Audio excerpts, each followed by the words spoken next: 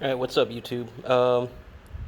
Guys, as you know, like, I used to have the Insta360 mount and selfie stick coming off of here on a RAM mount, and it came out forward, but, you know, wanted something with a lot less bounce, and so I found this online. This is a bracket specifically for the 400, Ninja 400, and it goes on these mirror mounts, and actually has that hole that goes, it's a platform where you can mount anything straight. Only issue was that the hole that they drilled in here was exactly the size of a standard tripod thread, which is a 1/4 inch 20, but didn't have the thread, so the screw couldn't get in there, so I had to drill a little bit out to get another screw in. And then what I'm going to do is I also have this metal piece. This is a metal, all metal GoPro mount with a 1/4 inch thread.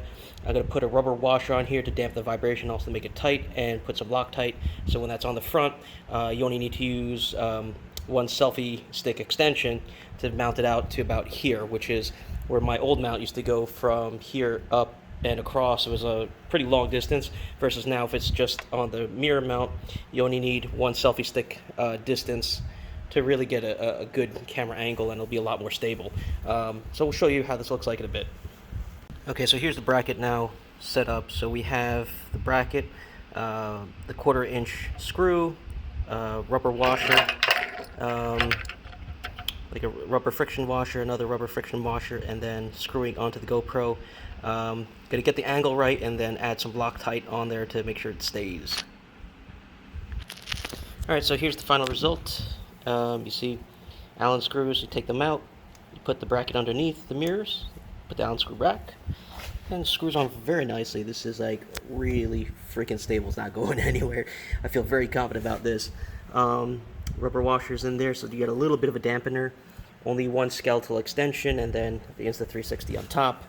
I'm going to probably run wire from my USB port here, hardwire it through here up, and feed it through the skeleton to the camera for unlimited power, but that's about it.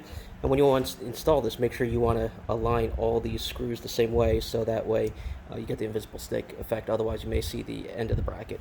I do have a tether here like last time, which I will probably tie somewhere. I'll figure that out later, but this is essentially the setup for the new setup that I have now for the Insta360 OneR.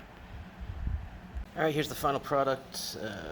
USB hardwired in, comes up through the front windscreen, up the front, and then snake it through the skeletal thing to a 90-degree USB-C.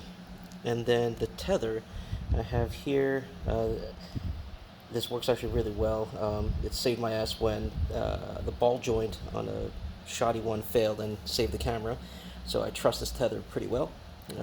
Fed it through the skeletal structure, give it some extra locking points so it's not too loose. Locked it, gave it a knot at the base and a knot on the mirror. And if you guys are wondering, is a mirror good anchor points? Like, yes, because it'll be very apparent when these bolts are loose, because your mirror will be vibrating and shaking like crazy. So you'll know when it is. So this way, if any part does fail, it'll swing and not smack me in the face or hit the ground or smack the fairings too badly. But it'll be a short swing. So it'll save the camera.